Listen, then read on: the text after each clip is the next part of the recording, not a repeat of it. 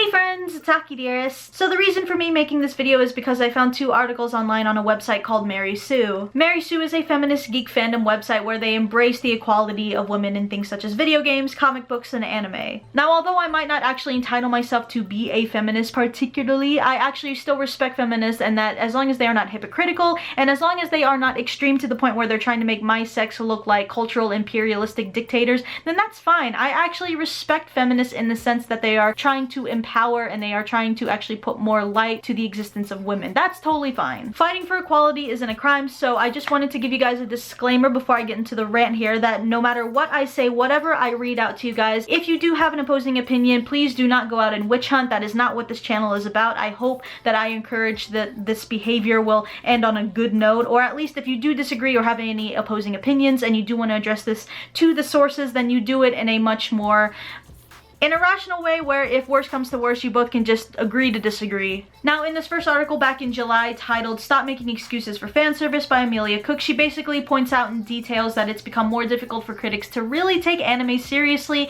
and that a big reasoning for this is the overly done work of fan service. She then goes on to say that maybe critics would actually take anime a little bit more seriously if, quote, the face of anime wasn't so pro-Gamergate and anti-Ghostbusters trolls. And if some of you are unfamiliar with the Gamergate and Ghostbusters situation, then I'll put a link in the description below to those articles. Now, for what I'm saying, it looks like she makes it very clear that this isn't to tackle nudity and it isn't to tackle hentai where sexualization is expected, thank God. But it's to tackle shows and scenes and characters where sexualization just doesn't make any sense nor serve any purpose. And in that light, if the motive really is to try and get critics to be a little bit more serious about anime, then I agree. How can you take anime seriously if it's really overrun by fan service? If it keeps blurring the lines between what is a good story and being a complete money grab, then I wouldn't really take anime seriously either if all I saw was just fan service in my face. Now, I'm not saying that fan service should just disappear altogether. In fact, I actually quite like looking at characters such as Sonico being thick in front of the screen. But fan service should just be done in moderation enough where the actual good stories and the actual serious stuff can actually be unveiled to the point where critics actually can take anime seriously. So yes, to a good and what I think is a fair extent, I actually do kind of agree with this article. So I don't think that anime has been overdone by fan service to a point where it seems like it's brainwashed us or made our mindsets. Unless that an anime has fan service, then we're not gonna watch it. I don't really think it's come to that extremes yet. Maybe with some people, but that's really like the hardcore fandom, and kind of the reasonings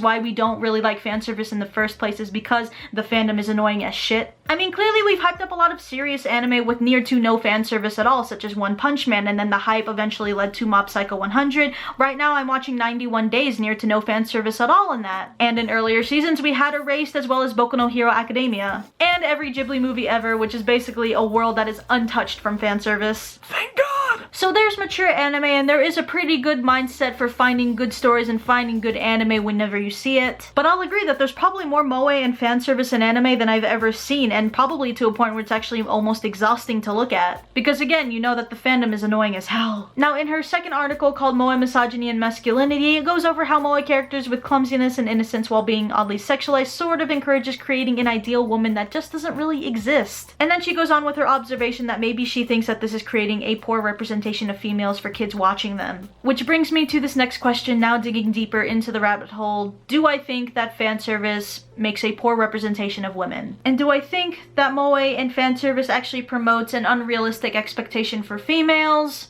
Not so much yet anyway. I mean, then again, I live in a culture where it's not exactly the norm to really sexualize a kid. I think if anything, they're really doing that to themselves with or without anime. In fact, you know what? Keep that in mind of what I just said. I'll come back to that in a bit. I wouldn't doubt that Japan is probably playing a different ballgame when it comes to this kind of topic. And honestly, I don't really want to touch upon that until I've experienced it for myself. I know a lot of people on the internet can say that Japan really is misogynistic against women when it comes to their anime. And to the naked eye, yeah, it does sort of look that way. But again, I can't and don't really want to touch upon that until I've seen it for myself, until I've actually gathered enough information to really push that through to say that.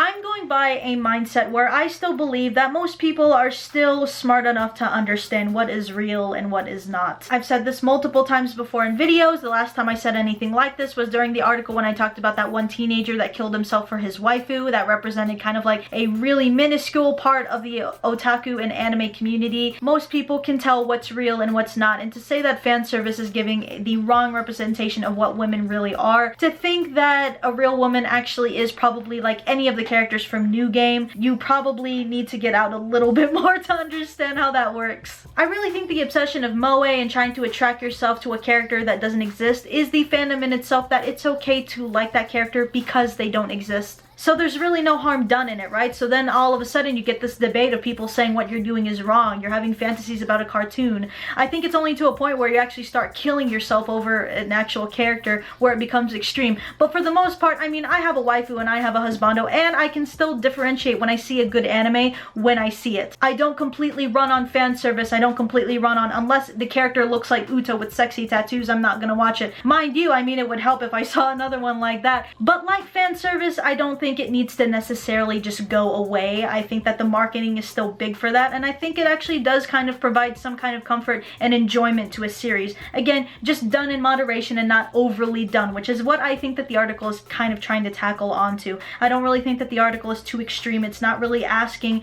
to punch it down or shove it down your throat to really just get rid of fan service and moe in general. It's really just trying to target the people that don't really support moe and fan service, and just trying to tell you that if you don't support it, then don't put your money to where it's going to create more of that. Keep the fandom in line, and it says it word for word right there of what I just said in the article. So I think that this article is actually being really fair. I want to give a better light to feminists. As someone who doesn't even really claim themselves to be a feminist, I just want there to be mutual respect, and I think that these people are actually being overall respectful of anime and actually getting their point across. After all, moe is just a personal preference of what character you attach to, but what they're tackling is just the stereotypical stuff that you see, which is the clumsiness, the innocent ones, the ones who for some reason love sex but think that they know nothing about it. It's a really contradicting and yet turn on for a lot of people. Now, when it comes to do I think that this is putting women in a bad light for kids to be watching of what they think females should be, I think that's when good parenting should actually start playing a role. I don't think that we should completely blame the media. I mean, they're only going to respond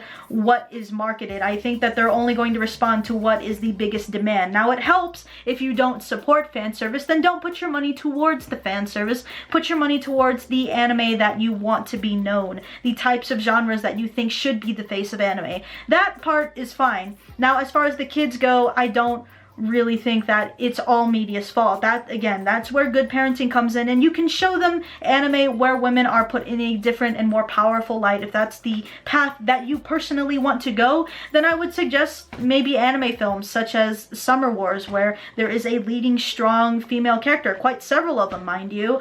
Any of the Ghibli films, I mean, there's Princess Mononoke, such as Nausicaa, where the princess is strong in herself as well. Not giving spoilers, but she's a pretty badass chick, let me tell you. So you can show things like that to children where women are put in a more fair light, but I don't really think that it's to a point where I can say that moe and fan service has been brainwashing everyone. I don't really think it's gotten to that point yet. It's just gotten to a point where it's just so overdone and making us so exhausted whenever we see it. Kind of like Myriad Colors Phantom World, where yeah, it was pretty colors and there was a lot of fan service in it. Seemed great at first and seemed really funny for like the first or 1 or 2 episodes, if anything, but as you went on, then it just got exhausting to look at. I kind of had that same vibe with Umaru-chan. So that's really everything that I wanted to cover as far as this topic goes. I mean, if anything, I think the weirdest part about this article is how it's actually using sweetness and lightning as an example for the few moe traits that it even has, as giving a bad reputation on girls. Unfortunately, like,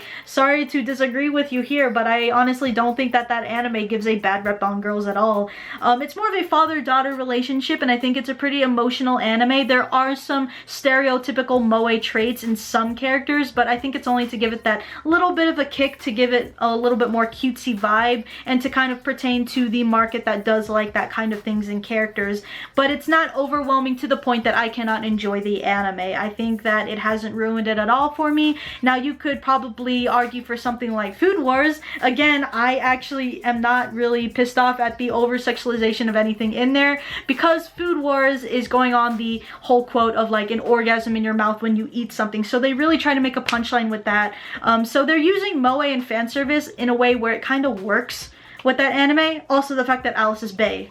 Just saying. And again, please do not go out and witch hunt. If you are going to try and contact these sources of this article and trying to put it in their comment section, please do not bombard them with very irrational and just straight up bullying. If you do have a disagreement, then put it out really rash. But if you do really just have something blatant to say, feel free to put it in the comment section down below of this video, I guess. So I appreciate you guys for watching. Subscribe to my channel for more anime and otaku related content, and I will see you guys in the next video. Bye!